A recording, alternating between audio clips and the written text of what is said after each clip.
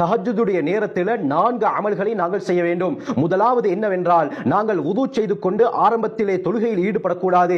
முதலாவதாக நாங்கள் குர்ஆனை பார்த்து ஓத வேண்டும். இது அனுபவபூர்வமான ஒரு அமல் கண்ணியமானவர்களே. ஏனென்றால் தஹஜ்ஜுடைய நேரத்திலே குர்ஆனை பார்த்து ஓதும் பொழுது அது ரூஹானியத்தாக மாறுகிறது. நம்முடைய பார்வையையும் அது சீராக்குகிறது. நம்முடைய உடலிலும் ஈமானியத்தை உருவாக்குகிறது.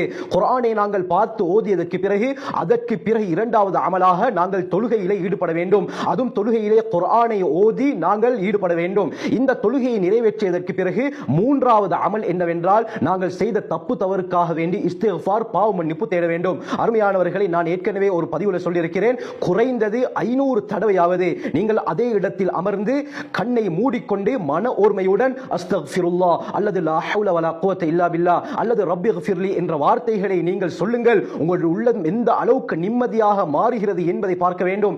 எந்த யோகாவிற்கும் போக வேண்டிய அவசியம் கிடையாது. வேற எந்த கவுன்சிலிங்கும் போக வேண்டிய அவசியம் கிடையாது.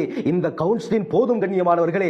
இருந்த இடத்திலே கண்ணை மூடிக்கொண்டு மன ஓர்மையுடன் அல்லாஹுவை நினைத்து நீங்கள் இஸ்திக்ஃபார் செய்யுங்கள். இந்த அமலை செய்ததற்கு பிறகு நான்காவது அமல் துஆவிலே ஈடுபடுங்கள். கண்ணியமானவர்களே, நேரம் குறைவாக இருக்கிறது. உதாரணமாக 20 நிமிடம் தான் இருக்கிறது என்று சொன்னால், அந்த 20 நிமிடத்தை 4ஆக பிரித்து 4 அமல்களையும் அந்த நேரத்திலே செய்து வருவதற்கு முயற்சி செய்யுங்கள். உங்களுக்கு ஒரு மணித்தியாலம் நேரம் இருந்தால் அந்த ஒரு மணித்தியாலத்தை நீங்கள் 4ஆக பிரித்து இந்த 4 அமலை அந்த நேரத்துக்குள்ளால் செய்து வாருங்கள். நிச்சயமாக ஆச்சரியமான பலன்களை நீங்கள் காண்பீர்கள். வீட்டிலே இருக்கக்கூடிய சூனியமாக இருக்கட்டும், முசீபத்தாக இருக்கட்டும், எல்லாமே அடியோடு இல்லாமலாகிவிடும். ஊடு பிரகாசமாக மாறிவிடும். ஊடு பிரகாசமாக மாறிவிட்டால் அருமையானவர்களே, கணவன் மனைவிக்கு மத்தியிலே ஒற்றுமை ஏற்படும், புரிந்துணர்வு ஏற்படும், விட்டுக் கொடுப்பு ஏற்படும். கணவன் மனைவிக்கு மத்தியிலே கோபம் என்பது இருக்காது. அவர்களுடைய வாழ்க்கை செழிப்பாக மாறிவிடும். குழந்தைகள் நம்முடைய பேச்சை கேட்பார்கள். அல்லாஹ் நம்முடைய வியாபாரத்திலே பரக்கத்தை ஏற்படுத்துவான். கடன் இல்லாமலாகும், பிரச்சனைகள் இல்லாமலாகும்.